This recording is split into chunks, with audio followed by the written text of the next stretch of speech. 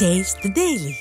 விடியா திமுக ஆட்சியில் தமிழகத்தில் போதைப் பொருட்கள் கடத்தல் மற்றும் விற்பனை கட்டுக்கடங்காமல் அதிகரித்த நிலையில் எதிர்க்கட்சி தலைவரின் தொடர் குற்றச்சாட்டை தொடர்ந்து போதைப் பொருள் விற்பனையை கட்டுப்படுத்துவது தொடர்பாக உயர்மட்ட கூட்டத்தை தமிழக டிஜிபி நடத்தியுள்ளார்.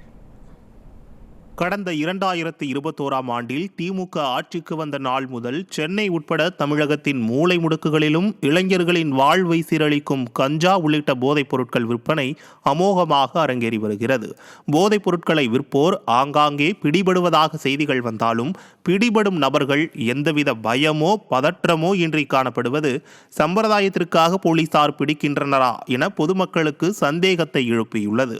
திமுக முன்னாள் நிர்வாகி ஜாபர் சாதிக் போன்ற சர்வதேச போதைப்பொருள் கடத்தல்காரர்கள் தொடர்புடைய நபரை தங்கள் கட்சியில் வைத்துக்கொண்டு திமுக அரசு போதை ஒழிப்பு என்ற பெயரில் கபட நாடகம் ஆடி வரும் நிலையில் எதிர்க்கட்சி தலைவரின் தொடர் குற்றச்சாட்டு காரணமாக அண்மையில் தமிழக டிஜிபி சங்கர் ஜிவால் சென்னை எழும்பூரில் காவல்துறை உள்ளிட்ட உயர்மட்ட அதிகாரிகளின் கூட்டத்தை கூட்டியுள்ளார்.